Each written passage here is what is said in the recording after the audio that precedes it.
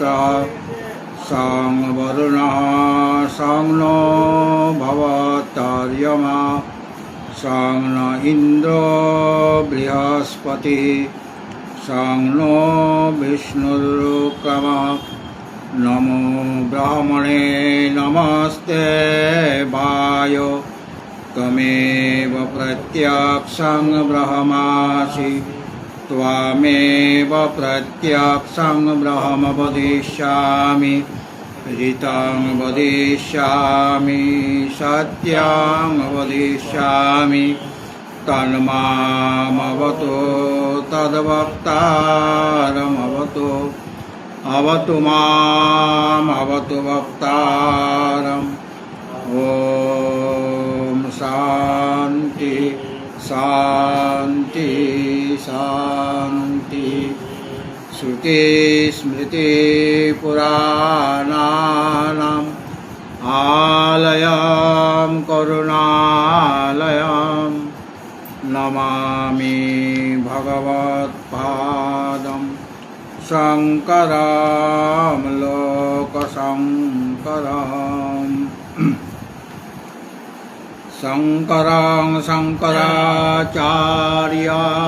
केशवं बादरायणं सूत्रभाष्य कृतो वन्दे भगवन्तो पुनः पुनः। ईश्वरो गुरुरात्मेति मूर्तिभेदविभागिने व्योमवद्व्याप्तदेहाय दक्षिणामूर्तये नमः। ॐ नारायणसमारम्भं शङ्कराचार्यमध्यमाम् अस्मदाचार्यपर्यन्तं वन्दे गुरुपरम्परां वन्दे गुरुपरम्पराम्। ॐ व्यासाय विष्णुरूपाय व्यासरूपाय विष्णवे नमो वै ब्रह्मविदये वसिष्ठाय नमो नमः। अचतुर्वदनो ब्रह्मा द्विबाहुरपरो हरिः अभाललोचनः शम्भोर्भगवान् बादरायणी। अखण्डमण्डलाकारं व्याप्तं येन चराचरं तत्पदं दर्शितं येन तस्मै श्रीगुरवे नमः।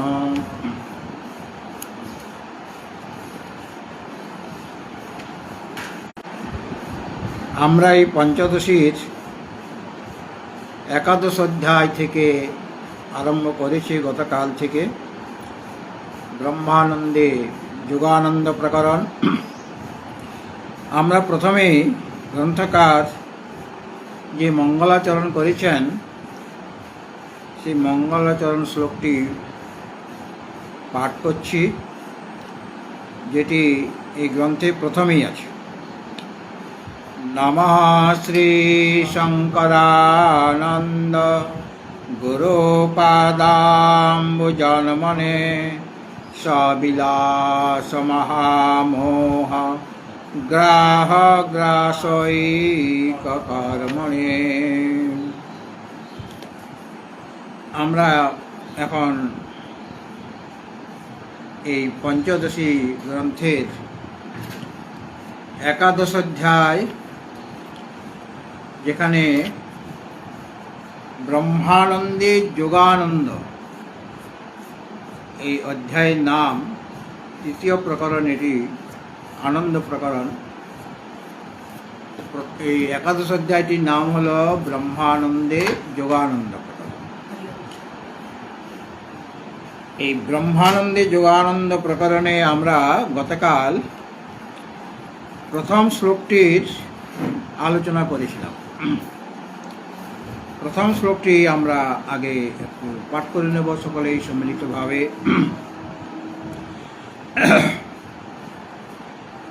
ব্রহ্মানন্দং প্রবক্ষ্যামি 405 পৃষ্ঠা 405।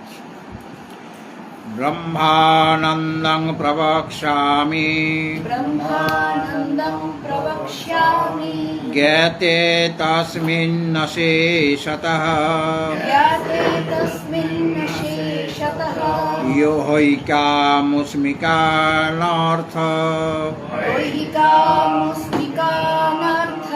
ব্রাতং হিত্বা সুখায়তে।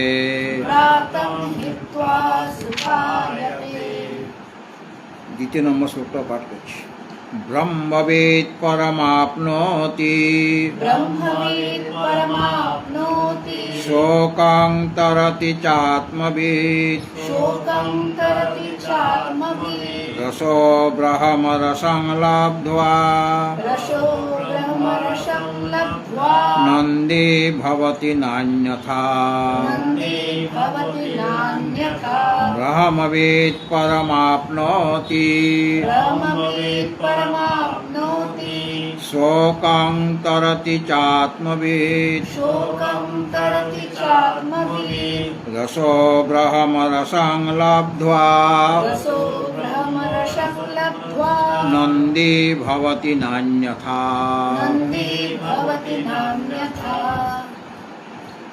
বেদান্তের যে বা কোনো গ্রন্থের অনুবন্ধ চতুষ্টয় থাকে। কি কি অনুবন্ধ চতুষ্টয়? বিষয়, সম্বন্ধ,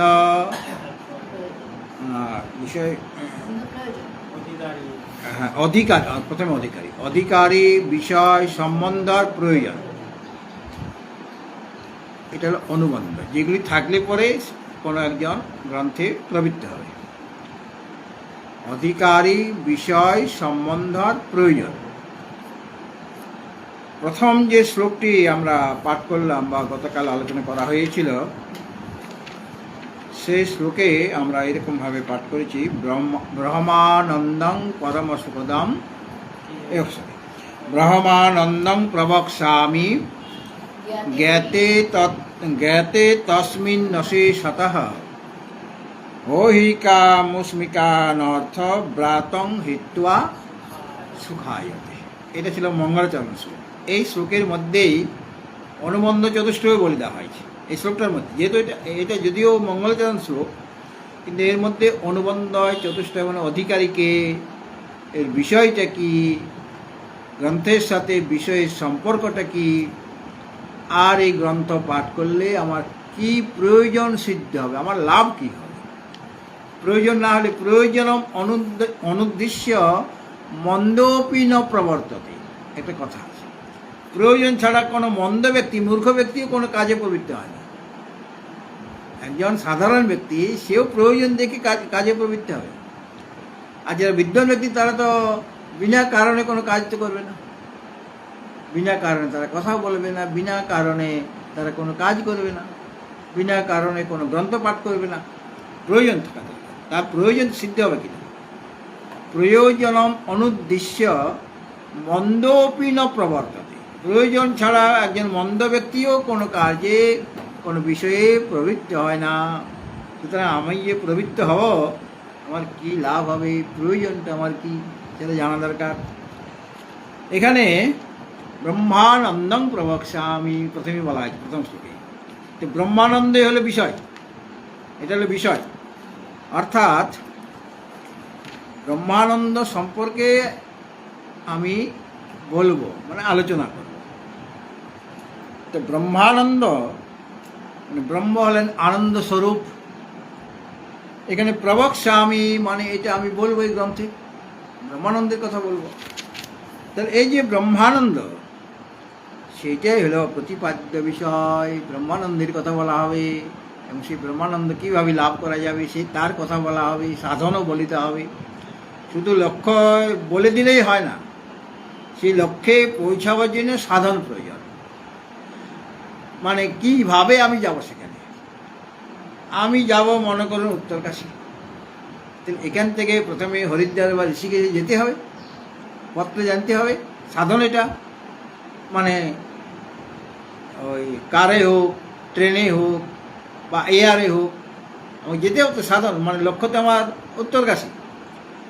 আমি ঋষিকেশে নেমে সেখানে কার ভাড়া করলাম বা বাসে চড়লাম, বাসে করে আমি উত্তরকাশীতে পৌঁছে গেলাম, বা আমার যদি সেরকম সামর্থ্য থাকে আমি কার ভাড়া করবো, কারে করে চলে যাব। তো উত্তরকাশীতে হলো আমার লক্ষ্য, আর তার সাধন চাই, কীভাবে আমি যাব। সুতরাং ব্রহ্মানন্দ এটা তো বলে দেওয়া হলো যে এটা এই বিষয়ে আমি বলবো, তাহলে তার সাধনও বলতে হবে, কীভাবে সে ব্রহ্মানন্দ লাভ করা যাবে, এটা আমার লক্ষ্য। মানে এই গ্রন্থের বিষয় হলো ব্রহ্মানন্দ, এবং তার সাধনের কোথাও বলে দেওয়া হবে এখানে। আর প্রয়োজন কি না, এখানে বলা হয়েছে ঐক আমুষ্মিক অনর্থব্রাতম। এই যে ইহলৌকিক এবং পারলৌকিক যে অনর্থ, যত অনর্থ রয়েছে, সেই অনর্থ দূর হয়ে যাবে, হিত্বা ত্যাগ হয়ে যাবে, অর্থাৎ ওই অনর্থ আর থাকবে না। এটা হলো ওই এই গ্রন্থের প্রয়োজন, হচ্ছে অনর্থের হানি হবে আর সুখায়তে সুখ লাভ হবে, ব্রহ্ম আনন্দ স্বরূপ পরমাত্মাকে লাভ হবে। এইটা হলো প্রয়োজন। প্রয়োজন কি? অনর্থের হানি, ঐহলৌকিক এবং পারলৌকিক যে অনর্থ রয়েছে, ওই অনর্থের জন্যই তো এত তাপ, ত্রিতাপে জ্বালাতে আমরা জর্জরিত হয়ে যাচ্ছি। ত্রিতাপ কেউ চায় কি? কষ্ট কেউ চায় কি? কষ্ট কোনো প্রাণীই চায় না, শুধু মানুষ নয়, কোনো প্রাণী কষ্ট, দুঃখ কষ্ট চায় না, সকলে দূর করতে চায়, দুঃখকে দূর করতে চায় ও আনন্দ পেতে চায়। তো এটা হলো প্রয়োজন, যে যত রকমের অনর্থ আছে, যা যা আমাকে দুঃখ দেবে, সমস্ত দুঃখের কথা বলা হয়েছে, মানে আর কোনো দুঃখ নাই। ইহলৌকিক অনর্থ, পারলৌকিক অনর্থ।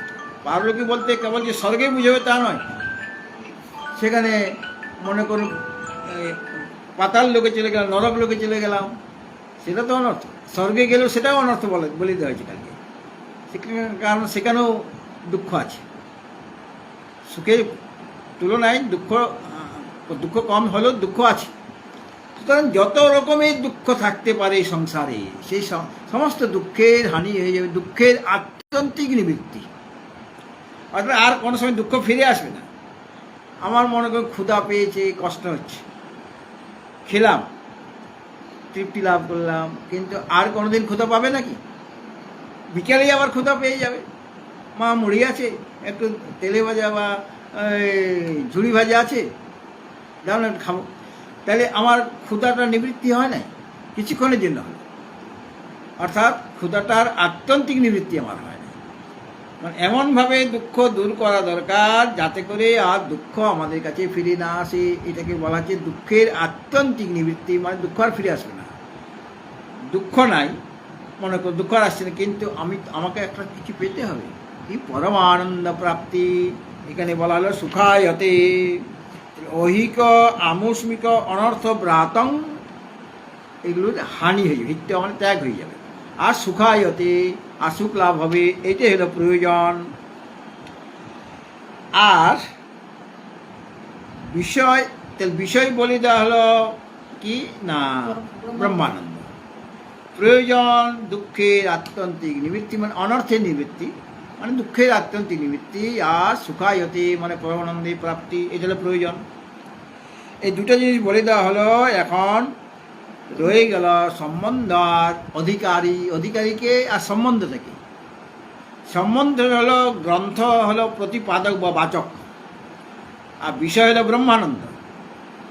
তাহলে ব্রহ্মানন্দ রূপ যে বিষয়, তার সাথে গ্রন্থের কি সম্পর্ক আছে? গ্রন্থই প্রতিপাদন করবে সেই ব্রহ্মানন্দকে। সুতরাং গ্রন্থ হলো প্রতিপাদক, আর বিষয় যে ব্রহ্মানন্দ সেটা হলো প্রতিপাদ্য, অথবা অন্য ভাষাতে বলতে পারি এটা হলো বাচক। প্রতিপাদক মানে বাচক, যে বলবে, আর বাচ্য যাকে বলা হবে সেটা হলো ব্রহ্মানন্দ।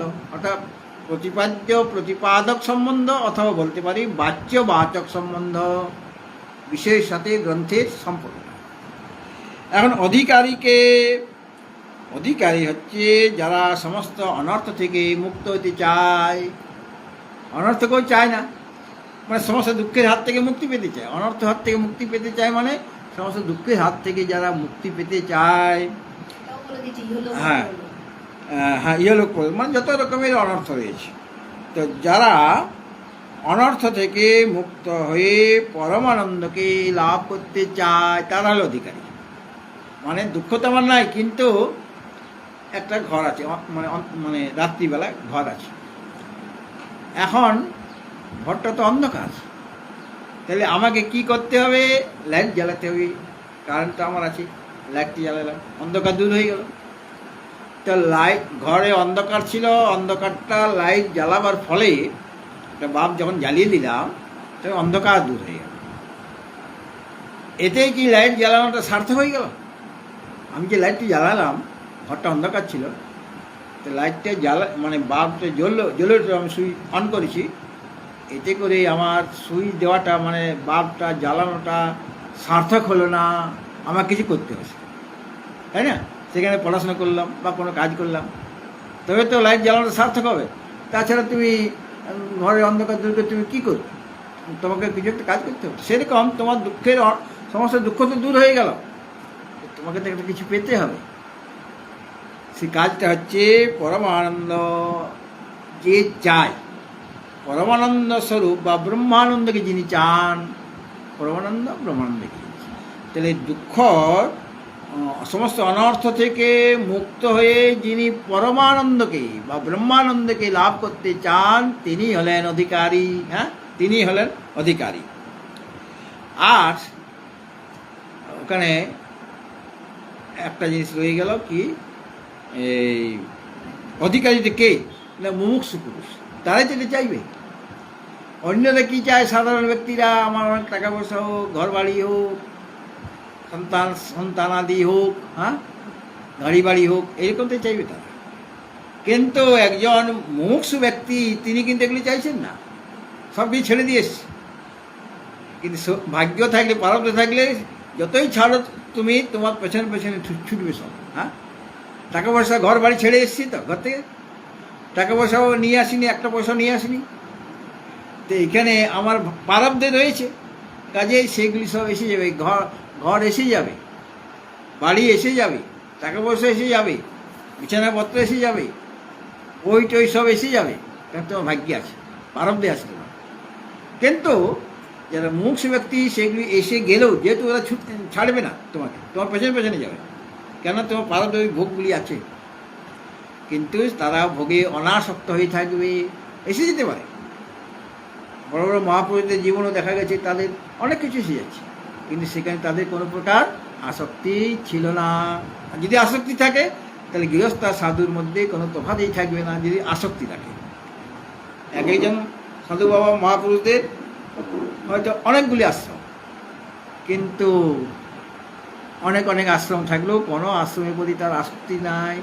কেউ যদি কোনো কিছু চুরিদারি করে নিয়েও পালায়, কোনো সাধু বাবাই নিয়ে পালিয়েছে, তার ভাগ্যে ছিল, তার প্রারব্ধে ছিল, এটা তার এটা অংশটা সে নিয়ে গেছে, এটা আমার অংশ নয়। হ্যাঁ, কাজে এইরকম অনাসক্ত হয়ে তারা থাকে। সুতরাং মুমুক্ষু পুরুষ কি চাইবেন? সমস্ত অনর্থ থেকে নিবৃত্তি করে, কারণ অনর্থের নিবৃত্তি না হলে আমার পরমানন্দ লাভ হবে না। সংসারের প্রতি যদি আমার মোহ মায়া থাকে, তাহলে পর আমার পরমানন্দ লাভ হবে না, ব্রহ্মানন্দ লাভ হবে না। কারণ একটা হলো দুঃখ, সংসার মানেই দুঃখ। আচার্য শঙ্কর এক জায়গায় বলেছেন উপনিষদের ভাষ্যে, অস্মিন খলু সংসারে সুখস্য গন্ধপি নাস্তি। ভাষ্যে বলেছেন আচার্য, অস্মিন খলু সংসারে, এই সংসারে সুখস্য গন্ধ, সুখের গন্ধও নাই, সুখস্য গন্ধপি নাস্তি, সুখের গন্ধও নাই।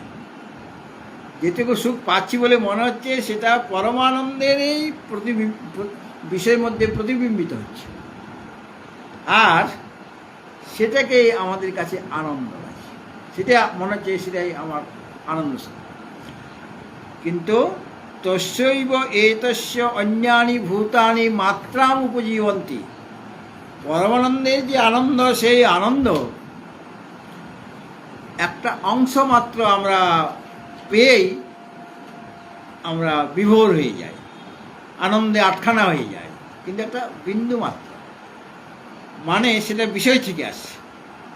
এবং যেহেতু বিন্দু মাত্র বিষয় থেকে আনন্দটা আসছে, মন আমাকে মনে করুন, আমার খুব প্রিয় খাদ্য যে ওই গোলাপ জামুন, প্রিয় খাদ্য, সেটা আমাকে দেওয়া হয়েছে। মা জানে যে মারা তো ওই গোলাপ জামুন চা খেতে ভালোবাসে, দিয়েছে একদম 10টা। কিন্তু ওই মা দিল ঠিকই, কিন্তু ওই সময় আমার মন খারাপ, খুব কষ্ট অনুভব করছি, মানে মনটা খারাপ হয়ে কোনো কারণে। তা আমি তো খাচ্ছি কিন্তু আনন্দ হচ্ছে না, হয় কি? একটা দুঃখের মধ্যে আমি জিনিসটা খাচ্ছি কিন্তু আনন্দ হচ্ছে না, আমার চোখ দিয়ে জল পড়ছে।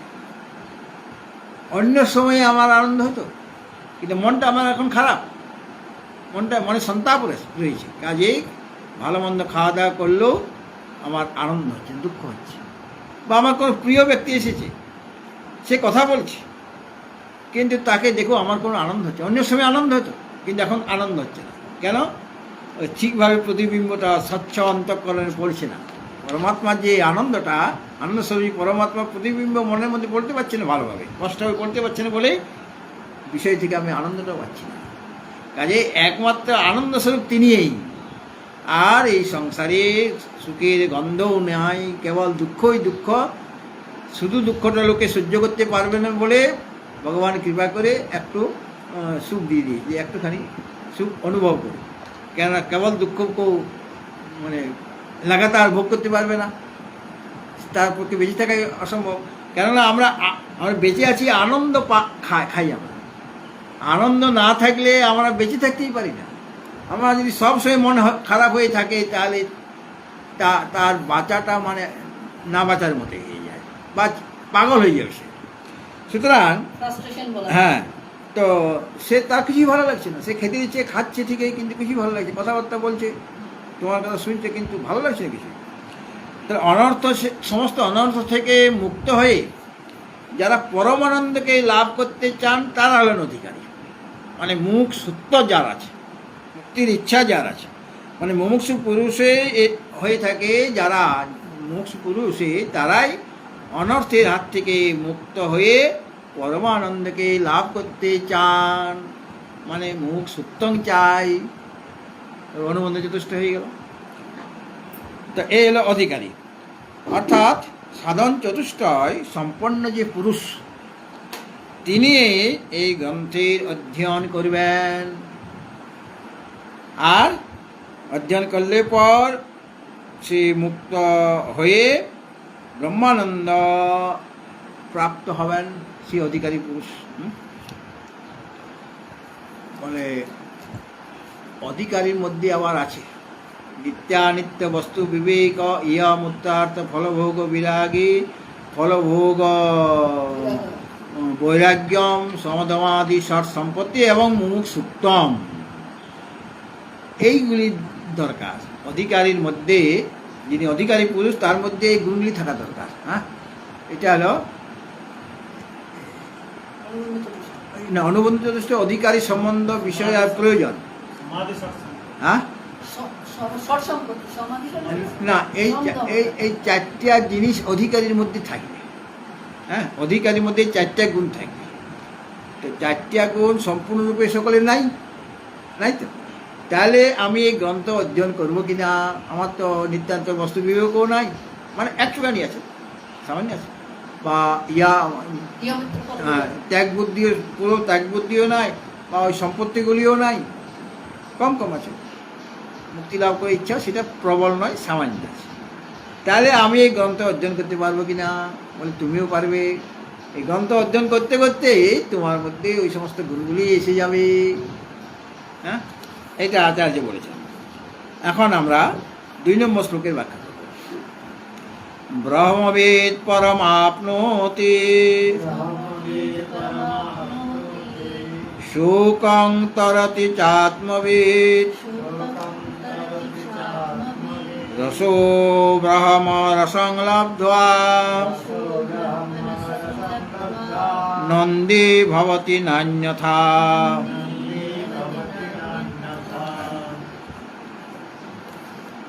ব্রহ্মবিদ, ব্রহ্মবিদ মানে আত্মবিদ, হ্যাঁ, কারণ ব্রহ্মই হলো আত্মা। পরম আপনতি মানে সন্ধি বিচ্ছেদ করছে, ব্রহ্মবিদ পরম আপনতি। আর শোকং তরতি চ আত্মবিদ, শোকং তরতি চ আত্মবিদ রসো ব্রহ্ম রসং লব্ধ্বা আনন্দী ভবতি।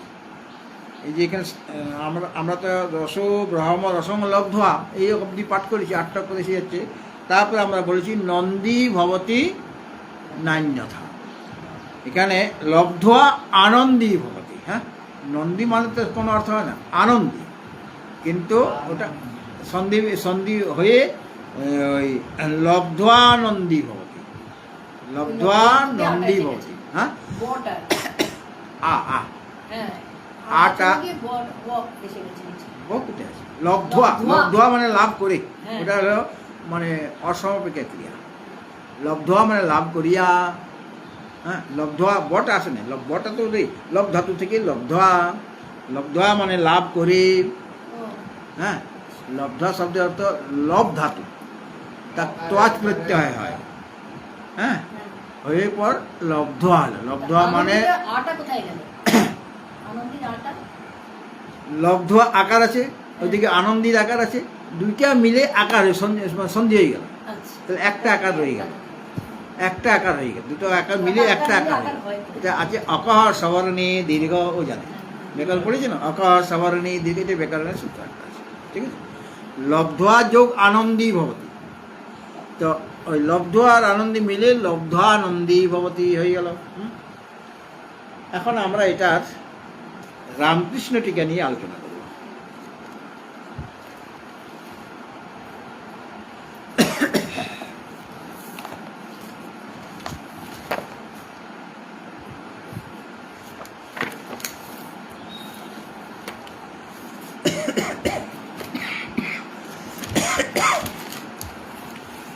এই যে শ্লোকটা, যদি আমি এটার অন্বয় করি, মানে এটা তো পদ্যাকার আছে, ব্রহ্মবিদ পরম আপনতি, ব্রহ্মবিদ পরম আপনতি। আর এই যে চাত্মবিদ, ওই চটা নিচ্ছে, চ আত্মবিদ শোকম তরতি, মানে কে পরমানন্দ লাভ করে সেটা বলছে। ব্রহ্মবিদ পরম আপনতি চ আত্মবিদ শোকম তরতি রস রসং, এই রস, এখানে রস আছে না, ওটা বিসর্গ ছিল, বিসর্গটা উকার হয়ে গেছে। এই যে রসো ব্রহ্ম রসংলব্ধ, রস মানে রস, বিসর্গটা উকার হয়ে গেছে, তাহলে রস রসং ব্রহ্ম লব্ধ্বা আনন্দী ভবতি নান্যথা, মানে অন্যথা ন, অন্যথা ন, মানে ব্রহ্মবিদ পুরুষ তিনি পরম আপনতি মানে পরব্রহ্মকে লাভ করেন, আপনতি মানে প্রাপ্নতি, লাভ করেন। ব্রহ্মবিদ তিনি পরম, পরম মানে পরব্রহ্ম, তাকে আপনতি মানে লাভ করেন, মানে শ্লোকটার অর্থ বলছে। তারপরে টিকাটা বলছে, ব্রহ্মবিদ পরম আপনতি মানে এই ব্রহ্মবিদ পরব্রহ্মকে, পরম মানে পরব্রহ্ম, তাকে আপনতি মানে লাভ করেন, প্রাপ্ত হন। চ চ মানে এবং, আর কি হয় না, আত্মবিদ, ব্রহ্মবিদের জায়গাতে আত্মবিদ বলা। হ্যাঁ, ব্রহ্মবিদ আর আত্মবিদ দুটো একই জিনিস। হ্যাঁ, আত্মবিদ মানে একই শব্দ দুইবার প্রয়োগ করলেন না, ব্রহ্মবিদ যা আত্মবিদ যা, মানে ব্রহ্মবিদ পরব্রহ্মকে লাভ করেন, আর কি হয় চ মানে এবং, আত্মবিদ শোকম তরতি, শোককে অতিক্রম করেন, শোক থাকে না, ওই যে অনর্থ, অনর্থের জন্যই আমার শোক হচ্ছিল, এই যে যত অনর্থ, ওই অনর্থের জন্যই আমার শোক হচ্ছিল। আমরা তো শোক চাই না, অর্জুন শোকগ্রস্ত হয়ে গেলেন, মানে বিষাদগ্রস্ত হয়ে গেছে, প্রথমের দিয়ে দেখেছি অর্জুন বিষাদ যোগ, অর্জুন বিষাদগ্রস্ত হয়ে গেলেন। হ্যাঁ, কি দেখে, এই নিজের আপনজনকে দেখে, যুদ্ধক্ষেত্রে নিজের আপনজন যারা তার খুব প্রিয়জন, তারাও যেমন ওই পক্ষও আছে, কৌরব পক্ষও আছে, পাণ্ডব পক্ষও আছে, অপ্রিয়জনও আছে, প্রিয়জনও আছে। এখন এই প্রিয়জন এখন চোখের সামনে দেখছি, ওই যেখানে উবাচ পার্থ পশ্যইতান, উবাচ পার্থ পশ্যইতান, হ্যাঁ, করুণ পশ্য, সমবেতন করুণ পশ্য। তো মানে লিখেছেন ওই দ্রোণাচার্য ভীষ্মকে যাতে করে স্পষ্ট দেখা যায় এমনভাবে মাঝখানে দেখেছেন, হ্যাঁ। আর তাদের দেখেই তিনি মোহগ্রস্ত হয়ে গেলেন। এদের তো আমার পূজা করা দরকার, ফুলচন্দনের পূজা করা দরকার। এদের কোমল শরীরে আমি কিভাবে মানে অস্ত্র প্রয়োগ করব, করা তো সম্ভব নয়। তো এদের দেখে তিনি মানে মোহগ্রস্ত হয়ে গেলেন, অর্জুন মোহগ্রস্ত হয়ে গেলেন। আর মোহ হওয়াতে তিনি তার বিষাদ এসে গেল, দুঃখ এসে যাচ্ছে। আত্মবিদ তার কি লাভ হয়? আর না শোকং তরতি, শোককে অতিক্রম করেন। আর রসহ, রস মানে রসস্বরূপ যে পরব্রহ্ম, রস মানে আনন্দ, রস শব্দের অর্থ হলো আনন্দ। আমের যে রস খেলে আনন্দ হয়, সেরকম এখানে যেমন রাসলীলা, ভগবান শ্রীকৃষ্ণের রাসলীলা হয়, হয়তো রাসলীলা মানে কি, রস থেকে রাস শব্দ এসেছে, মানে ওটা আনন্দ লীলা। রাসলীলাতে কি হবে, সকলেই আনন্দ করবে। ভগবান আছেন, ভগবান মাঝখানে থাকবেন, আর তার চারদিকে গোপীগণ ভক্তগণ নাচ করবে, তাই না? এটাই তো রাসলীলা। তো রাসলীলা মানে যে লীলাতে কেবল আনন্দই আনন্দ, সেটা হলো রাসলীলা। আসল রাসলীলা করতে হবে আমাকে সেই পরব্রহ্মের সাথে। তিনি হলেন রসস্বরূপ, মানে আনন্দ স্বরূপ। পরব্রহ্ম হচ্ছেন রসস্বরূপ, মানে আনন্দ স্বরূপ। সেই যে রসস্বরূপ যে ব্রহ্ম, তাকে রসং ব্রহ্ম লব্ধ্বা, রসস্বরূপ যে ব্রহ্ম তাকে লাভ করে পুরুষ আনন্দী ভবতি, সে আনন্দী হয়ে যায়, মানে সুখী হয়ে যায়। হ্যাঁ, রসস্বরূপ যে পরব্রহ্ম তাকে পেয়ে, লব্ধ্বা, লব্ধ্বা মানে পেয়ে, তাকে পেয়ে আনন্দী ভবতি, সে আনন্দী হয়ে যায়, মানে সুখী হয়ে যায়। ন অন্যথা, অন্যথা ন মানে অন্য কোনো উপায়ে এই আনন্দ লাভ করা যাবে না। আনন্দ মানেই সেই ব্রহ্মানন্দ। তো ব্রহ্মানন্দকে লাভ করতে গেলে কি হবে? আত্মবিদ হতে হবে, আত্মা স্বরূপে জানতে হবে। আত্মবিদ পরম আপনতি, আত্মবিদ পরব্রহ্মকে প্রাপ্ত হন। চ আত্মবিদ, আর সেই আত্মবিদ বা ব্রহ্মবিদ শোকম তরতি, শোককে অতিক্রম করে, অর্থাৎ তার আর শোক থাকে না। আর কি হয় না, রসং ব্রহ্ম লব্ধ্বা আনন্দী ভবতি। পরব্রহ্ম হলেন রসস্বরূপ। রস মানে তিনি পরব্রহ্ম, তিনি রসস্বরূপ, মানে আনন্দ স্বরূপ। আর রসং ব্রহ্ম, রসস্বরূপ যে পরব্রহ্ম, তাকে লব্ধ্বা, তাকে লাভ করে আনন্দী ভবতি, মানে যে পুরুষ তাকে লাভ করবে, সেই পুরুষ আনন্দী ভবতি, মানে আনন্দী হয়ে যান, মানে সুখী হয়ে যান, আর দুঃখ তার থাকে না। ন অন্যথা, নান্যথা মানে অন্যথা ন, অন্য কোনো উপায়ে ওই আনন্দকে লাভ করা যাবে না। তমেব বিদিত্য অতিমৃত্যুমেতি নান্য পন্থা বিদ্যতে অয়নায়, শ্বেতাশ্বত উপনিষদে বলা হয়েছে। তমেব বিদিত্বা অতিমৃত্যুমেতি, তাকে জানলে পরে মৃত্যুকে অতিক্রম করা যায়। হ্যাঁ, মৃত্যু মানেই সংসার, মৃত্যু হলে তো আবার জন্ম হবে। জাত সেই ধ্রুব মৃত্যু, ধ্রুবং জন্ম মৃতস্য, জন্মালেই মরতে হবে, মরলেই জন্মাতে হবে, তাই না? পাশাংশি জীর্ণানি যথা বিহায় নবানি গৃহণাতি নরোপরাণি, তথা শরীরানি বিহায় জীর্ণানি অন্যানি সংজ্ঞাতি নবানি। বারবার বস্ত্র পরিবর্তন করা। হ্যাঁ, বস্ত্র জীর্ণ হয়ে গেলে যেমন নতুন বস্ত্র ধারণ করি, মানে অন্য একটা বস্ত্র ধারণ করি, সেরকমভাবে এই শরীরটা যখন চলে যাবে, মানে এই শরীরটা মৃত্যু হয়ে যাবে, তখন আরেকটা শরীর লাভ হবে। তাহলে মানে আমি যে মরলাম, ঠিকভাবে আমার মরা হয় নাই, মরতে জানতে হয়। মরিব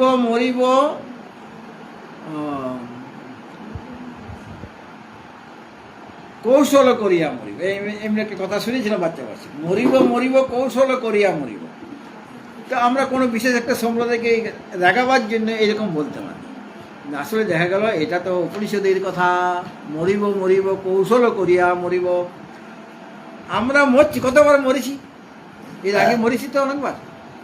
আবার এই শরীরটা মৃত্যু হয়ে যাবে, আবার আবার আমাদের মধ্যে এর পরে জন্ম হবে, আবার মৃত্যু হবে। তো মৃত্যুকে আমি জয় করতে পারিনি, মরলেই সব শেষ হয়ে যাচ্ছে না, আবার আমাকে মরতে হবে, মানে আবার আমার জন্ম হবে, আবার মরতে হবে।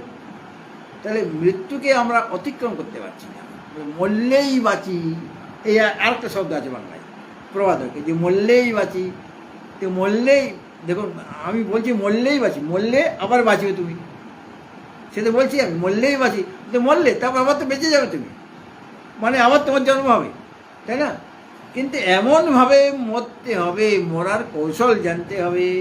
মরার কৌশলটি শিখিয়েছেন ভগবান গীতার মধ্যে। তিনি বলছেন, যেটা আমাদের আশুতোষ মহারাজ তিনি পাঠের সময় বলেছিলেন, সেই শ্লোকটি উল্লেখ করেছিলেন, অন্তকালে চ মামেব স্মরণ মুক্তা কলেবরম ইয় প্রয়াতি সমদ্ভাবম ইয়াতি নাস্তত্র সংশয়।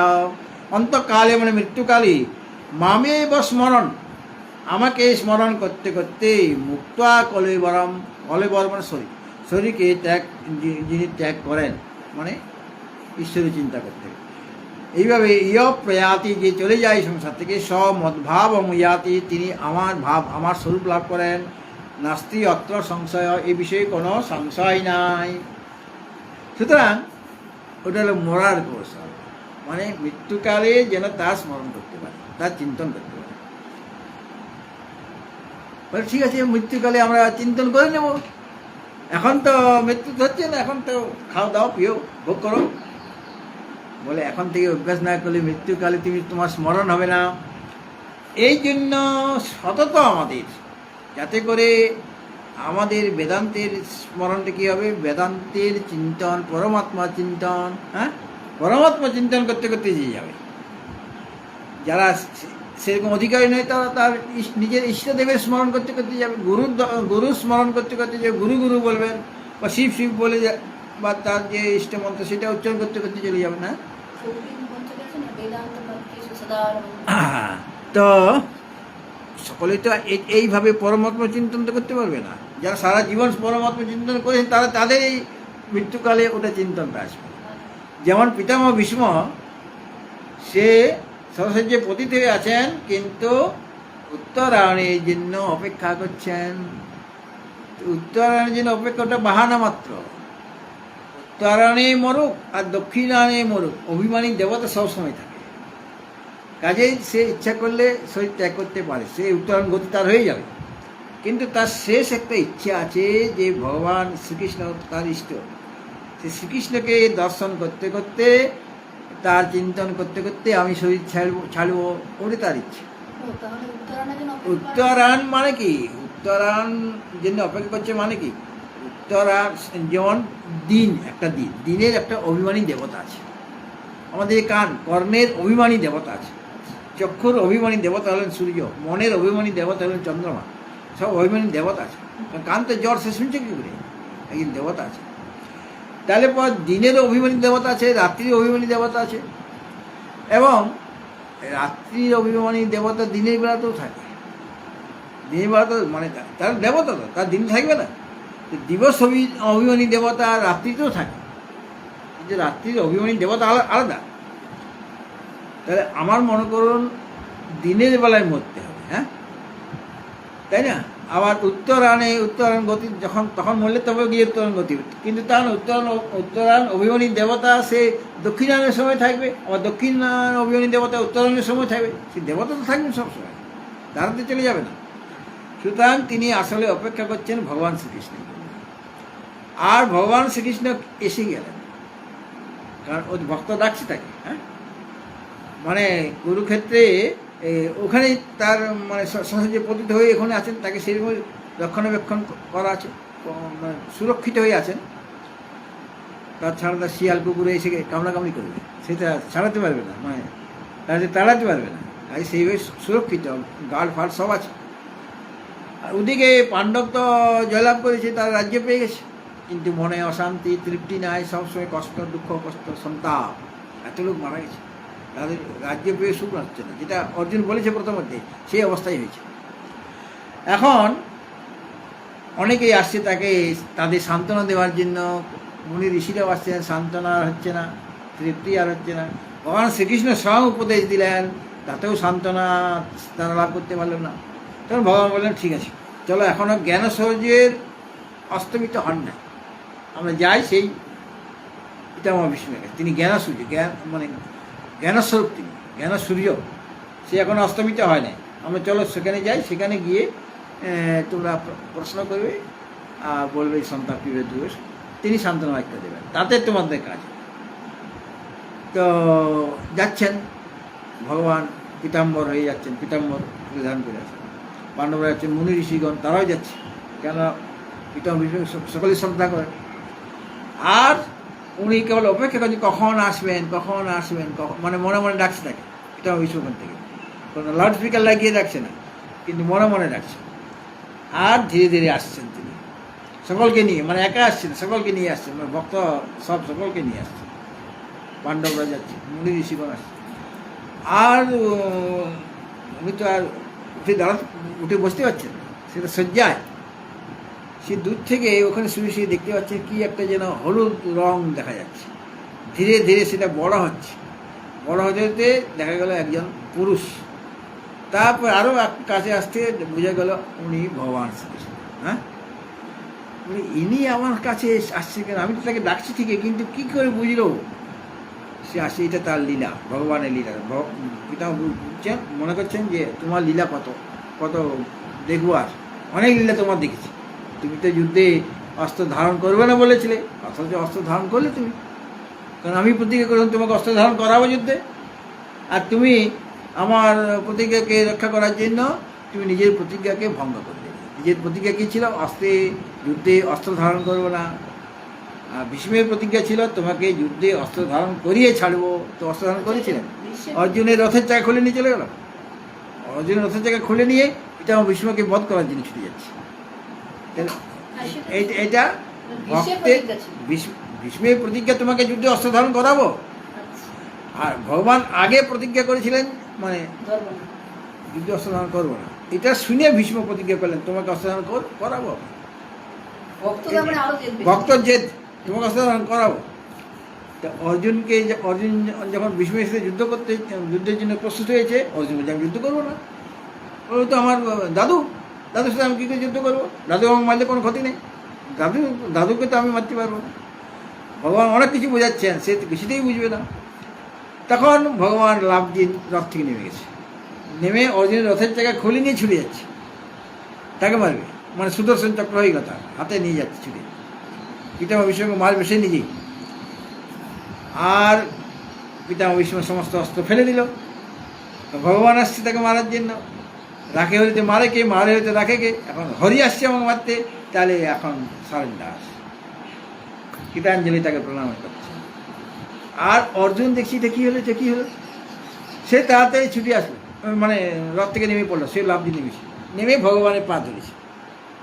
ওই ভগবান আপনি দয়া করে চাকাটা আমার লাগিয়ে দেন।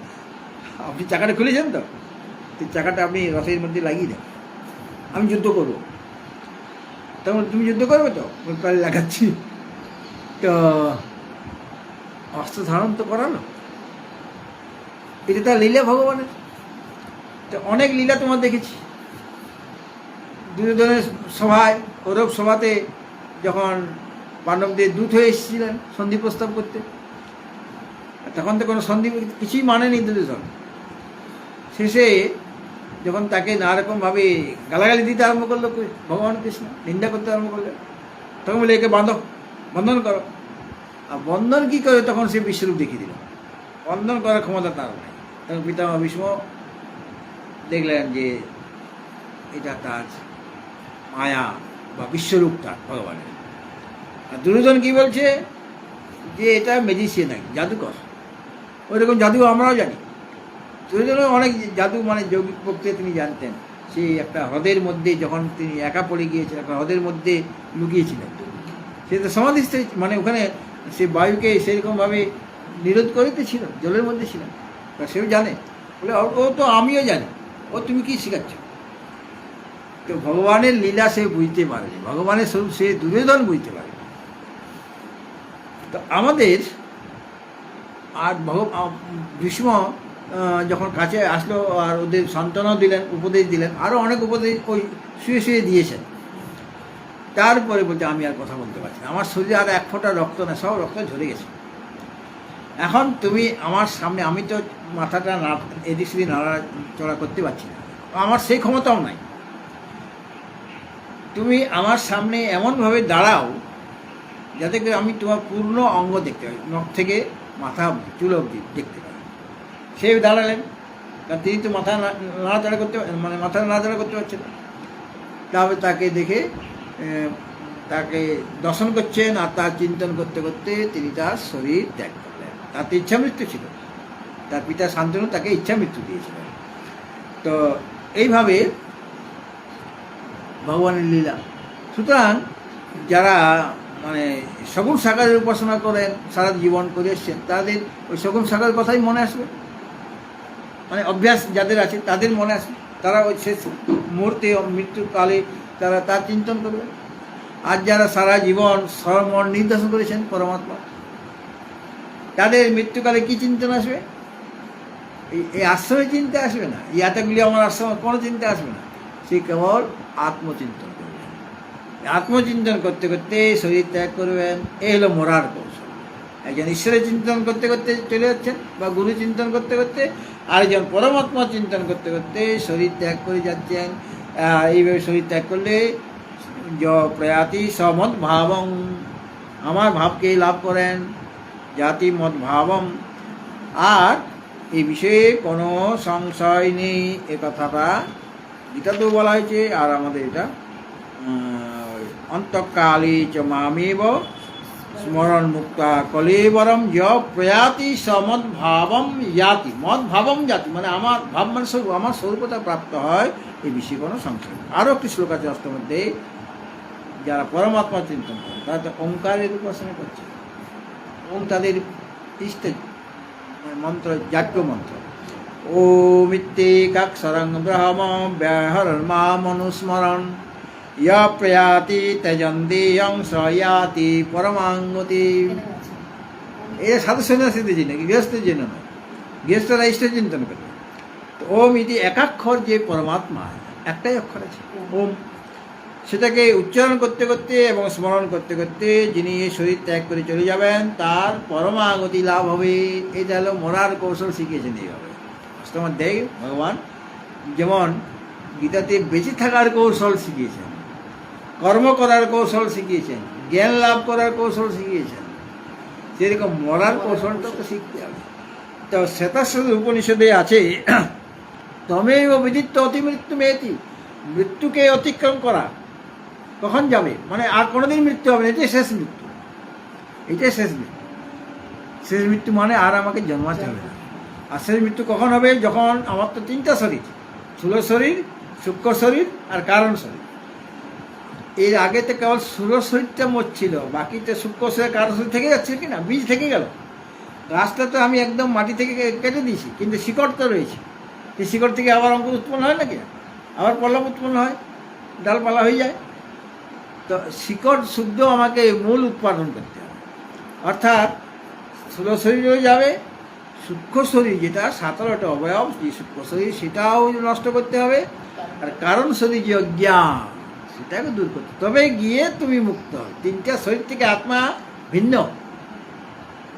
বেদান্তে বলা হয়েছে যে ত্রিবিধ শরীর থেকে ভিন্ন, অথবা পঞ্চকোষ, অন্নময়, প্রাণময়, মনোময়, বিজ্ঞানময়, আনন্দময়, এই 5টা কোষ থেকে তুমি ভিন্ন। সেরকম স্থূল, সূক্ষ্ম, কারণ, এই ত্রিবিধ শরীর থেকে তুমি ভিন্ন। তো যখন 3টা শরীরেই মারা যাবে, তখন আর তুমি তোমার জন্ম কী করে হবে? কেবল তোমার স্থূল শরীরটা নষ্ট হচ্ছিল, কাজে সূক্ষ্ম শরীর তো আরেক জায়গায় স্থূল শরীর পেয়ে যাচ্ছিল। আমি এখান থেকে স্থূল শরীরটা ত্যাগ করে চলে গেলাম, মনে করো আমি স্বর্গে গেলাম, তো স্বর্গে গিয়ে আমি আরেকটা স্থূল শরীর পাই কিনা, আমার সাধনার উপযোগী আরেকটা শরীর আমি পেয়ে যাবো, স্থূল শরীর পেয়ে যাবো। কাজে তুমি তো আবার 3টা শরীর তোমার হয়ে গেল। কিন্তু তিনটা শরীর থেকে অর্থাৎ তিনটা শরীরকে মারতে হবে। তিনটা শরীরকে মারলে তোমার আর মৃত্যু হবে না, আর জন্ম হবে না, মানে তুমি মুক্ত হয়ে গেলে। তো কখন মৃত্যুকে জয় করা যাবে, কখন মৃত্যু মানে তোমার শেষ মৃত্যু কখন হবে, তমেব বিদিত্ব, তাকে জানলে পরে তমে বিদিত্ব মৃত্যুম অত্যেতি, মৃত্যুকে জয় করা যায়। তমে বিদ অতি মৃত্যু মেয়েতি নান্য পন্থা বিদ্যতে অয়নায়, তাকে লাভ করার অন্য কোনো পন্থা মানে উপায় নেই, তাকে জানতে হবে। মানে সে ব্রহ্মানন্দকে অনুভব না করতে পারলে মৃত্যুকে জয় করা যাবে না, তোমাকে বারবার এই সংসারে গমনাগমন করতে হবে। এই জন্য বলছেন সেই পরম পুরুষ, সেই পুরুষ রসস্বরূপ যে ব্রহ্ম, তাকে লাভ করে পুরুষ আনন্দী হয়ে যান, মানে সুখী হন। কিন্তু অন্য কোনো উপায়ে সুখী হওয়া যায় না। অন্য যে উপায় রয়েছে, অন্য উপায়গুলি, সেই উপায়তে তাকে পাওয়া যায় না। এখানে এই শ্বেতাশ্বতর উপনিষদে রয়েছে যদা চর্মবৎ আকাশম বেষ্টৈষ্যন্তি মানবঃ তদা দেবম অভিজ্ঞায় দুঃখ শান্ত ভবিষ্যৎ। এটা শ্বেতাশ্বতর উপনিষদ। মানে যদি আকাশ, এই যে বাইরের আকাশ, মহাকাশ, তাকে চামড়ার মতো গুটানো, যেমন চামড়া একটা হরিণী চামড়া বা বাকি চামড়া, সেটা আমি গুটিয়ে রাখতে পারি। এমনি যখন বসে আছি তখন সেটা মেলেছি, আবার ইচ্ছা করলে যখন আমি আর বসবো না তখন আসনটাতে গুটিয়ে রাখতে হবে, তো ওটাতে আমি গুটিয়ে গুটিয়ে তারপরে একটা দড়ি দিয়ে বেঁধে দিলাম। যদি আকাশ জগদীশ হরে,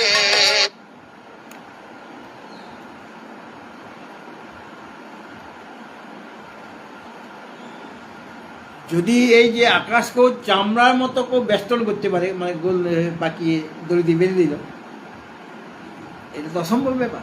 কিন্তু অসম্ভব ব্যাপারও যদি কোনো সময় সম্ভব হয়, অর্থাৎ এই আকাশকেও যদি কেউ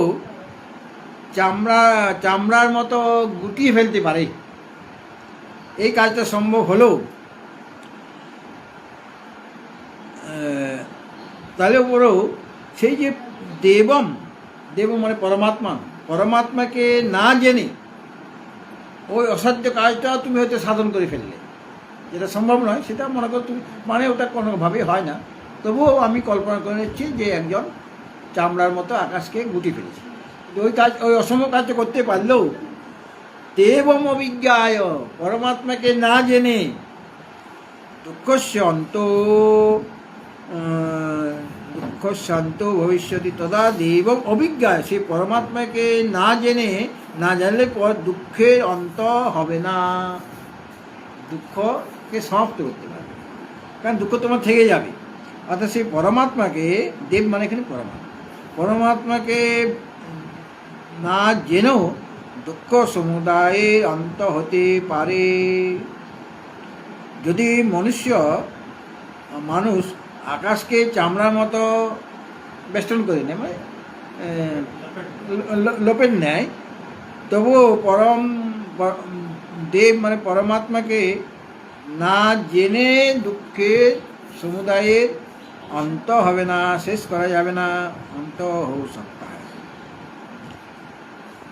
যদি ওই কাজটা করার তোমার পক্ষে সম্ভব হবে, তাহলে পরমাত্মাকে না জেনে দুঃখের অন্ত হবে। হ্যাঁ, যদি ওই কাজটা তুমি করতে পারো, তাহলে পরমাত্মা না জেনেও তোমার দুঃখের অন্ত হয়ে যাবে। কিন্তু আকাশকে চামড়ার মতো বেষ্টন করা যাবে না, আর পরমাত্মাকে না জেনে দুঃখের অন্ত হবে না, পরমাত্মাকে জানতেই হবে।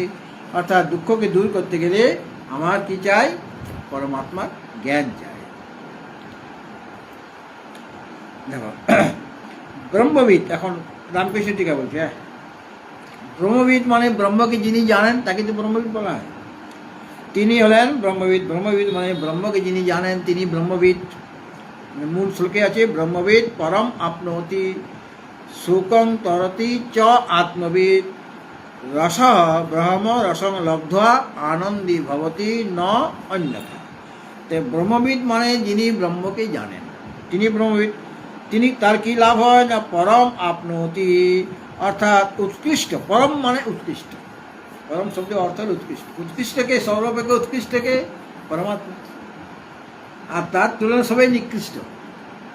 এমনকি ব্রহ্মাজিও নিকৃষ্ট তার তুলনায়। পরমাত্মার তুলনায় ব্রহ্ম লোকে যে ব্রহ্মাজি আছেন, যিনি সর্বশ্রেষ্ঠ জীব একটা ব্রহ্মাণ্ডে, তিনিও নিকৃষ্ট হয়ে যান তার তুলনায়। সুতরাং পরম মানে উৎকৃষ্ট, উৎকৃষ্ট সর্বাপেক্ষা উৎকৃষ্টকে না পরমাত্মা। সেই পরমাত্মা মানে আনন্দ স্বরূপ যে পরমাত্মা বা ব্রহ্ম, তাকে পেয়ে থাকেন কে? ব্রহ্মবিদ। ব্রহ্মবিদ পরম মানে পরমাত্মা, আনন্দ পরব্রহ্ম মানে উৎকৃষ্ট যে ব্রহ্ম, তার চেয়ে উৎকৃষ্ট আর কেউ নেই। সেই এবং তিনি হলেন আনন্দ স্বরূপ। সেই আনন্দ স্বরূপ যে পরব্রহ্ম, তাকে তিনি আপনতি মানে দরকার তোমাকে কি হতে হবে? আত্মবিদ হতে হবে, বা ওটাকে ব্রহ্মবিদ বলা হয়। ব্রহ্মবিদ সুকম, তার দুটা জিনিস হলো যে ব্রহ্মবিদ পরম আপনতি, ব্রহ্মবিদ আনন্দ স্বরূপ পরব্রহ্মকে লাভ করেন। আর কি হয় না ব্রহ্মবিদ শোকম তরতি, তিনি শোককে অতিক্রম করেন। শোককে অতিক্রম করা মানে দুঃখের আত্যন্তিক নিবৃত্তি, আর পরম আপনতি মানে পরমানন্দের প্রাপ্তি। দুটা জিনিসতে ওটা হলো মানে ফল, যে পরমানন্দ, দুঃখের আত্যন্তিক নিবৃত্তি আর পরমানন্দ প্রাপ্তি, এটা প্রয়োজন ছিল, মানে এই গ্রন্থের প্রয়োজন। তো এখানে বলা হচ্ছে আত্মবিদ যিনি, তিনি পরম আপনতি মানে পরমানন্দ লাভ করবেন। আর শোকম তরতি, তার শোক দূর হয়ে যাবে, মানে দুঃখের আত্যন্তিক নিবৃত্তি হয়ে যাবে। এখানে শোক মানে অজ্ঞানমূলক যে সংসার, সংসার আছে বলে আমার শোক হচ্ছে। সংসারটা অজ্ঞানজন্য, শোকটা অজ্ঞানজন্য। সংসারে যে বস্তুগুলি আছে ভগবানের সৃষ্টি, সেটা আমার দুঃখের কারণে বস্তুগুলি, কিন্তু বস্তুতে যখন আমার অভিমান এসে যাবে তখনই সেটা দুঃখের কারণ। অভিমান না থাকলে কত লোক মারা যাচ্ছে, আমরা কি কাঁদতে বসি? কিন্তু যার সাথে আমার সম্পর্ক আছে, সে যদি তার যদি কোনো ক্ষতি হয়ে যায়, তখন চোখের জল এসে যাবে কি? সুতরাং ওই শোককে অতিক্রম করার মানে এখানে শোকটা এসেছে অজ্ঞান থেকে। অজ্ঞান, আর সংসারটা অজ্ঞানমূলক, মায়া থেকে উৎপন্ন। কেননা বলে তসমাৎ বা এই তসমাৎ আত্মন আকাশ সম্ভূত, আকাশাৎ বায়ু তত্ত্বের উপনিষদ, বায়ুর অগ্নি, অগ্নির আপ, অদ্ভ পৃথিবী চ উৎপত্তি, এরকম তত্ত্বের উপনিষদ আছে। এখন আত্মা কিভাবে সৃষ্টি করলেন? আত্মা থেকে কিভাবে এগুলি আসলো?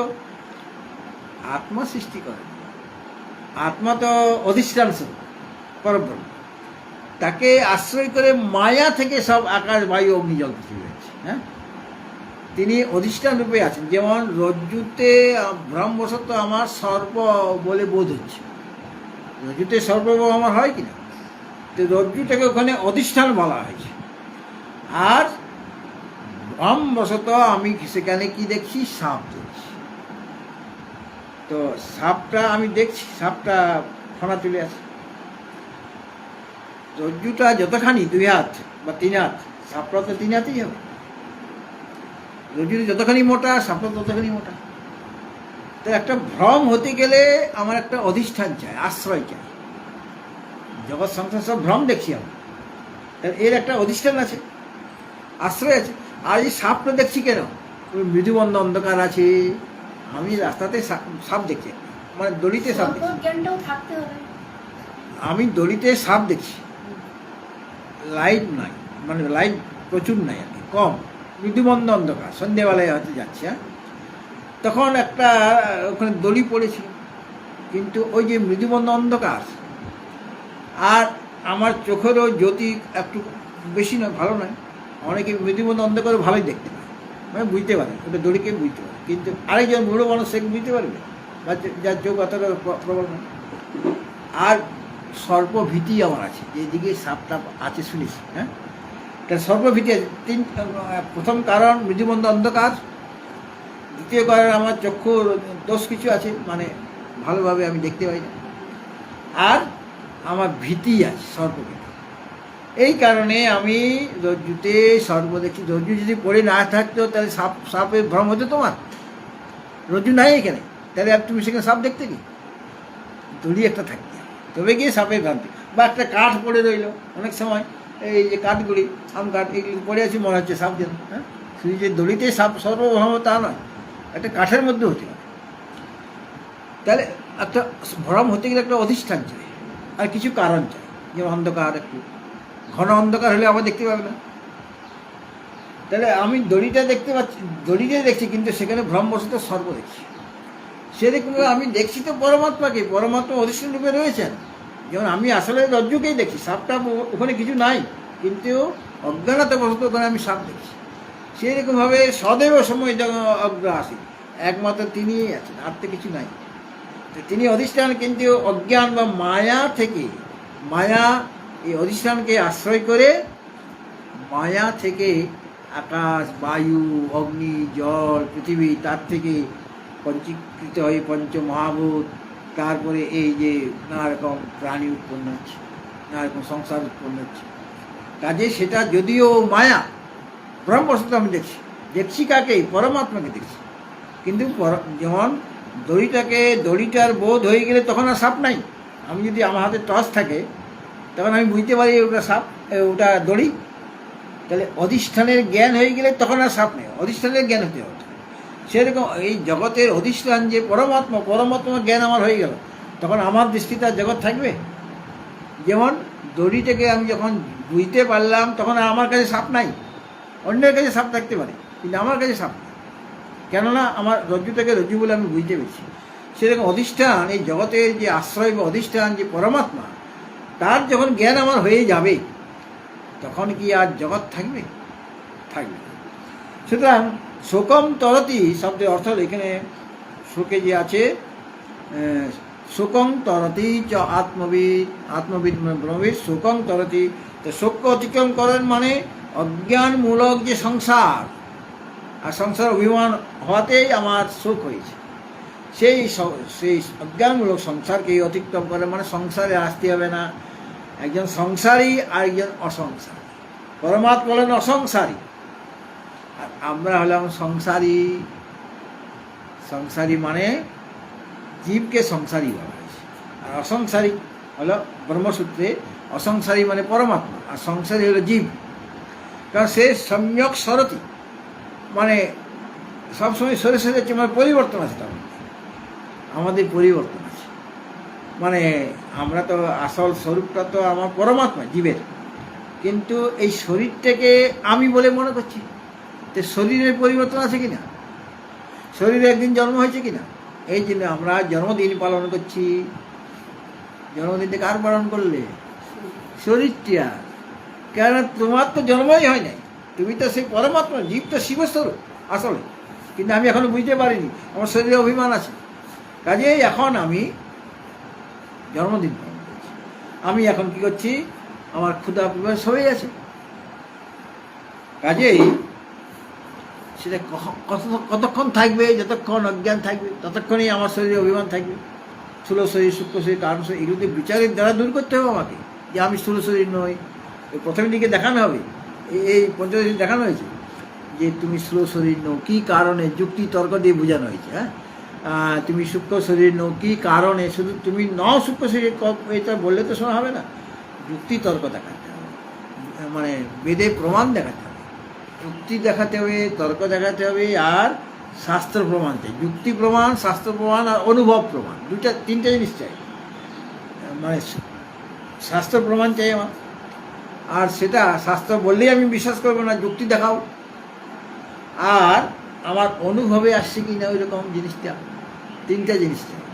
সুতরাং ওই অজ্ঞানমূলক সংসারকে অতিক্রম করেন, শোককে অতিক্রম করেন, মানে অজ্ঞানমূলক সংসারকে অতিক্রম করেন, মানে সে তখন আর সংসারই থাকে না।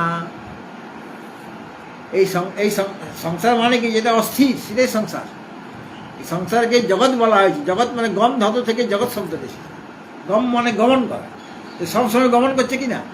আগে বেলদাস, তুমি তো এসেছো প্রথম, বেলদাতে কত কীরকম ছিল, এখন কীরকম পরিবর্তন হয়েছে কিনা? একটা শহরের পরিবর্তন হচ্ছে। আবার অনেক সময় আছে শহরটা ধীরে ধীরে বিলুপ্ত হয়ে যাচ্ছে, নাই, শহরটাই নেই। এত বড় দ্বারকা সব তো সমুদ্রের নিচে চলে গেছে, হ্যাঁ, তাই না? তাহলে দেখো এই সংসার সব কিছু পরিবর্তনশীল, মানে বিকার আছে, জায়তে অস্থি বর্ধতে বিপরিণমতে অপক্ষীয়তে বিনশ্যতে, এই সমস্ত বিকারগুলি আছে। আর বিকার থাকা মানে সেই বিকারের মধ্যে তুমি তোমাকে আমার জন্ম আছে, আমার অস্তিত্ব আছে, আমার ক্ষয় হয়ে যাচ্ছে আমি বা বৃদ্ধিপ্রাপ্ত হচ্ছি, তাহলে তুমি এখনও সংসারে হয়ে আছো, মানে জীব সেজে বসে আছো।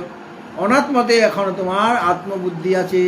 আর যখন অনাত্মতে আত্মবুদ্ধি থাকবে না, তখন তুমি অসংসারী হয়ে যাবে। সংসারী থেকে আমাকে অসংসারী হতে হবে, মানে পরমাত্মা। পরমাত্মার এক নাম হলো অসংসারী, আর জীবের এক নাম হলো সংসারী। সেই সংসার আছে তার মানে অস্থির। অস্থির কোনগুলি? এই জাগতিক পদার্থগুলি অস্থির, কোনো জাগতিক পদার্থ স্থির না। সূর্য চন্দ্র এক জায়গায় আছে কি? এই পৃথিবীটা এক জায়গায় আছে কি? লোকেশনের পরিবর্তন হচ্ছে, সবসময় ঘুরছে কি না? একটা ক্রিয়া আছে, কাজে সমস্ত পৃথিবীর পরিবর্তন হচ্ছে, আর আমাদের শরীরের পরিবর্তন হচ্ছে। এই একটা জায়গার পরিবর্তন হয়ে যাচ্ছে।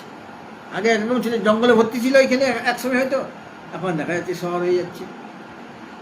এরকম যেগুলি অস্থির সেগুলি সংসারী বস্তু, আর যেগুলি স্থির সেটা হলো পরমাত্মা। আর এই স্থির যে অবিনাশী যে তত্ত্ব সব অস্থির পদার্থের মধ্যে আছে। যত বিনাশী পদার্থের মধ্যে অবিনাশী পদার্থ প্রবিষ্ট হয়ে আছে। হ্যাঁ, কেননা তিনি ছাড়া তার কিছু নাই। কাজে যত মানে অস্থির পদার্থ আছে, যত জগৎ আছে, এই জন্য ঈশা উপনিষদের প্রথম শ্লোকটাই হলো ঈশাবাস্যং ইদং সর্বম যৎ কিঞ্চ জগত্যাং জগৎ। এই জগতে যত জগৎ আছে, মানে যত অস্থির পদার্থ আছে, সেই অস্থির পদার্থগুলিকে, সাংসারিক বস্তুগুলিকে পরমেশ্বরের সত্তার দ্বারা আচ্ছাদিত করে দাও, যেন তার দেখা না পাওয়া যায়। কেবল পরমেশ্বরের সত্তায় যেন তোমার অনুভব হয়। এইভাবে এটা ফল দেখানো হচ্ছে যে ব্রহ্মবিদ হলে ব্রহ্মানন্দকে যদি লাভ হয়, ব্রহ্মের স্বরূপকে কেউ যদি জানে, তার প্রথম হবে সে পরমানন্দ স্বরূপ যে পরব্রহ্মকে লাভ করবে এবং শোককে অতিক্রম করবে, মানে অজ্ঞানমূলক সংসার তার আর থাকবে না। আর কি হবে না,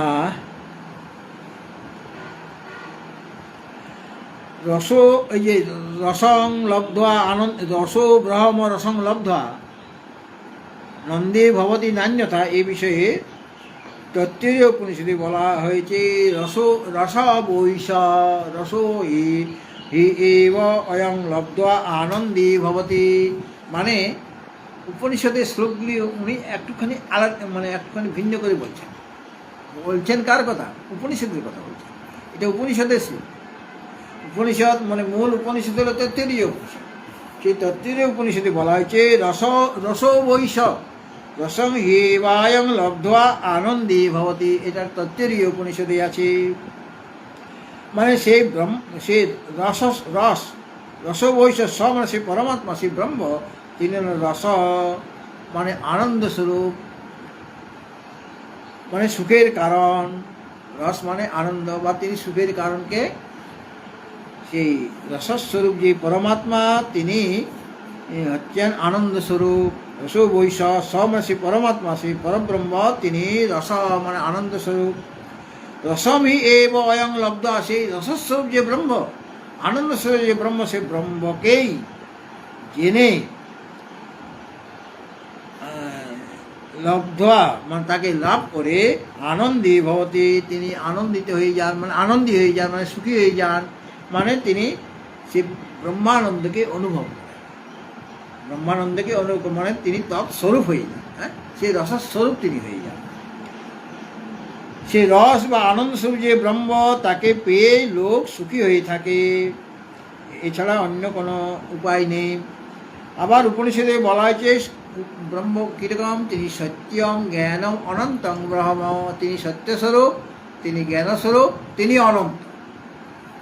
আমরা বলি একটা আছে কথা, সত্যম শিবম সুন্দর। আচ্ছা, এটা খুব সিদ্ধ কথা, সত্যম শিবম সুন্দর। উপনিষদ থেকে নেওয়া হয়েছে, ওটা উপনিষদে নেই ওই শব্দটা, আমাদের শব্দটা আছে উপনিষদে সত্যম জ্ঞান অনন্তম, এটা তৈত্তরীয় উপনিষদ। সে পরমাত্মা কীরকম? তিনি সত্যস্বরূপ। সত্যস্বরূপ মানে সত্য কাকে বলা হয়? মানে যেটা তিন কালে আছে তাকে বলা আছে সত্য। হ্যাঁ, যেটা তিন কালে আছে, যাকে আমরা সৎ বলি। সৎ মানে অতীতে আছে, যেটা ছিল, বর্তমানে আছে, ভবিষ্যতে থাকবে, তাকে সৎ বা সত্য বলে। সৎ আর সত্য দুটো একই জিনিস। আমরা যেমন বলি সত্য কথা বলি, সত্য কথা মানে এটা আগেও যেমন আমি বলেছি, এখনও বলছি, আর ভবিষ্যৎ যদি কথা জিজ্ঞেস তাহলে ওই কথাটাই বলবো, অন্যরকমভাবে আমি বলবো না। সুতরাং সত্য মানে পরমাত্মা সত্যস্বরূপ, মানে তিনি অতীতেও ছিলেন, এখনও আছেন, ভবিষ্যতেও থাকবেন, তিনি সত্যস্বরূপ। আর জ্ঞানম, তিনি জ্ঞানস্বরূপ মানে চিৎস্বরূপ। আর তিনি অনন্তম, এবং এবং এমন যে পরমাত্মা বা ব্রহ্ম, তস্মাৎ বা এই তস্মাৎ আত্মন আকাশ সম্ভূত, সেই যে পরমাত্মা থেকে, তস্মাৎ বা এই তস্মা, সেই এই যে পরব্রহ্মস্বরূপ যে বা রসস্বরূপ যে আত্মা, তার থেকে আকাশ উৎপন্ন হলো, আকাশ থেকে বায়ু, বায়ু থেকে অগ্নি, অগ্নি থেকে জল, জল থেকে পৃথিবী, এইভাবে বলা হয়েছে। ওখানে এটা বুঝিয়ে নিতে হবে। আর ছান্দোক্য উপনিষদে এখানে পঞ্চভূতের কথা বলা হয়েছে, ছান্দোক্য উপনিষদে তিনটা কথা বলা হয়েছে। এখানে যেমন মানে পাঁচটা ভূতের কথা বলা হয়েছে, আকাশ, বায়ু, অগ্নি, জল, পৃথিবী। ওখানে তিনটা কথা বলা হয়েছে ছান্দোক্য উপনিষদে। এখানে পঞ্চীকরণ করা হবে। এটা তো সূক্ষ্ম ভূত, এগুলো পঞ্চীকরণ করে ওই স্থূল পঞ্চ মহাভূত হবে। আর যেখানে ছান্দোক্য উপনিষদ, ওখানে ত্রিবিধকরণ হয়, যেহেতু ভূত তিনটা সেখানে, কিন্তু এর মধ্যে কোনো পার্থক্য নাই আর কি, সেটা বলা হয়। হ্যাঁ, আকাশ বায়ুকে বাদ দেওয়া হয়েছে। আর বাকি যেগুলো আছে অগ্নি থেকে বলা হয়েছে, তেজ, তেজ থেকে বলা হয়েছে। কিন্তু শুনো, সেখানে আমাদের এইরকমভাবে সমাধান হয় যে এক জায়গায় বলা হয় তত্ত্বের উপনিষদে পাঁচটা ভূত, আর ছান্দোক্য উপনিষদে তিনটা ভূত কেন? তা দুটো উপনিষদের মধ্যে বিরোধ এসে গেল কি না? একটাতে বলা হচ্ছে পাঁচটা ভূত, আকাশ, বায়ু, অগ্নি, জল, পৃথিবী। ছান্দোক্য উপনিষদে বলা হয়েছে তেজ মানে অগ্নি, ওখানে আকাশ বায়ুকে বাদ দাও, তো অগ্নি, জল আর পৃথিবী, অগ্নি, জল আর পৃথিবী, এই তিনটা ভূতের কথা বলা হয়েছে। তো দুটোর মধ্যে, দুটো উপরের মধ্যে বিরোধকে সমাধান করার জন্য বলা হলো যে ছান্দোক্য উপনিষদে যেটা বলা হয়েছে, সেখানে তেজের কথা আগে বলে, তেজ আগে উৎপন্ন হলো মানে অগ্নি। ওখানে বলা হচ্ছে আকাশ আর বায়ু সৃষ্টি হওয়ার পর তেজ উৎপন্ন হলো, ওইভাবে ব্যাখ্যাটা করতে হবে। তাছাড়া আরেকটা ভাবে এই ব্যাখ্যা দেওয়া যায় যে সমস্ত কিছু তো মিথ্যা, যা কিছু আমরা দেখছি, আকাশ, বায়ু, অগ্নি, জল, পৃথিবী, তার থেকে যে সমস্ত জগৎ উৎপন্ন, সব তো মিথ্যা কিনা? তো মিথ্যাটা এইভাবে ব্যাখ্যা করো আর ওইভাবে ব্যাখ্যা করো, ওটা মিথ্যা বস্তুর ব্যাখ্যা তুমি যেমন তোমার যেটা সুবিধা লাগে সেইভাবেই করো। সমস্ত জগতে মিথ্যা, সেটাই তো এখানে বেদান্তে দেখানো হবে। কাজে পাঁচটা ভূতেই বলো আর তিনটা ভূতেই বলো, কিছু যায় আসে না, মানে বেদান্তের প্রক্রিয়াতে কোনো এটা যায় আসে না। আর যদি বলে না এটা পাঁচটা ভূত তিনটে ভূত কেন, তখন ওইভাবে ব্যাখ্যা করা হয় যে আকাশ আর বায়ু উৎপন্ন হওয়ার পরে অগ্নি, জল আর পৃথিবী উৎপন্ন হয়। ঠিক আছে? তো তিনি সত্যম, তিনি জ্ঞানম, তিনি অনন্তম। এখানে আত্মা যিনি পরমাত্মা, তার থেকে আকাশ আদি সমস্ত কিছু উৎপন্ন হয়েছে, এই কথাটা বলা হয়েছে। এই প্রসঙ্গে আদিতে বলা হচ্ছে ব্রহ্ম আর আত্মা, ব্রহ্মবিদ আর আত্মবিদ, দুটার মধ্যে কোনো পার্থক্য নাই। ব্রহ্মবিদও যা আর আত্মবিদও তাই। কিন্তু এই যে দুটা শব্দ দেওয়া আছে, ব্রহ্মবিদে ব্রহ্ম, আত্মবিদে আত্মা, এই দুটা শব্দের দ্বারা যে আত্মা অভিদ হয়েছেন, তিনি রস বা আনন্দ স্বরূপ, এটাই অর্থ। মানে ব্রহ্ম আর আত্মা, অথবা জীবাত্মার পরমা, জীবকে আত্মা বলা আছে, তিনি জীবাত্মা, আর ব্রহ্ম হলো পরমাত্মা। হ্যাঁ, জীবাত্মার পরমাত্মা। আমাদের বেদান্ত মানে কখন মুক্তি হবে? আমাদের ওই পরমাত্মার সাথে যখন জীবাত্মার একতা অনুভব হবে, একত্ব দর্শন হবে, একত্ব অনুভব হবে, তখনই সে মুক্ত হবে। ঘটাকাশের উপাধি ঘট ভেঙে গেলে ঘটাকাশ মহাকাশ হয়ে যায়, সেরকম জীবাত্মা বা জীব, তার যে উপাধি, তার উপাধি হলো শরীর বা মন, জীবের ডেফিনেশন দেওয়া হয়েছে অন্তঃকরণ অবচ্ছিন্ন চৈতন্য হলো জীব, বা দেহাদি অবচ্ছিন্ন চৈতন্য হলো জীব। তো ওই উপাধির জন্য সে জীব, মানে নিজেকে, ঘটাগাছ যেমন নিজেকে সীমিত করে রেখেছে, ঘটাগাছ তো খুব ছোট, সেরকম জীবকে সীমিত করে কে রেখেছে এই উপাধিগুলি। শরীরকে কখন উপাধি মনে করছি, ইন্দ্রিয়গুলিকে উপাধি মনে করছি, মনকে উপাধি বলে মনে করছি, তখন আমি সীমিত হয়ে গেলাম। আর যখন এই উপাধি চলে যাবে তখন আমি অনন্ত হয়ে গেলাম, তখন আমার সীমা নেই, অপরিসীম হয়ে গেলাম, অনন্ত হয়ে গেলাম। সুতরাং আমাদের ওই উপাধি ভঙ্গ করতে হবে। উপাধির জন্যই আমি নিজের স্বরূপটিকে বুঝতে পারছি না, আর উপাধি যখন নষ্ট হয়ে যাবে তখন আমি নিজের স্বরূপে প্রতিষ্ঠিত হতে পারব। এইভাবে ওই রসস্বরূপ যে ব্রহ্ম তাকে জানতে হবে, মানে ব্রহ্মানন্দ, যে ব্রহ্মানন্দের কথা আমি বলবো, সেই ব্রহ্মানন্দকে লাভ করতে পারলেই, তিনি প্রাপ্ত হলে তিনি আনন্দী হয়ে যাবেন। এছাড়া অন্য কোনো উপায়, একটা অন্যয় মুখে বলা, একটা ব্যতিরিক মুখে বলা। অন্যয় মুখে বলা মানে যৎ সত্যে যৎ সত্যম, যেটা আছে বলে ওটা আছে। যার ওই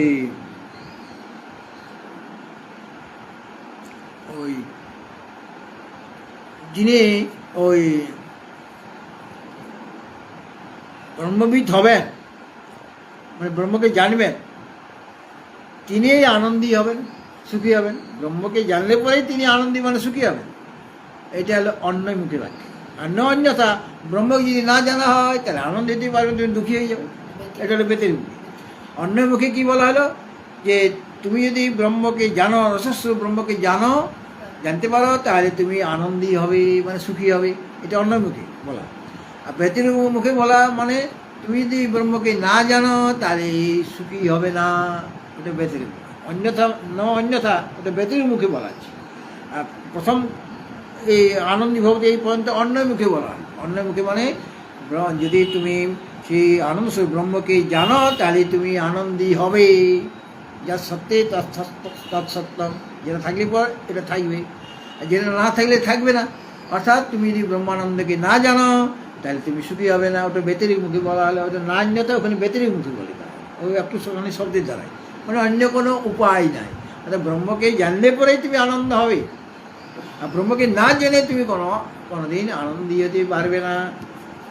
এই হলো 2 নম্বর শ্লোকের ব্যাখ্যা। আজকে আমাদের হয়ে গেল। হ্যাঁ, তোমার চোখে লাগছে? ও আচ্ছা, কালকে বন্ধ করে দেখবো। এই মনে থাকা আছে। হ্যাঁ, 11:37। হ্যাঁ, ভগবত ভক্তজন,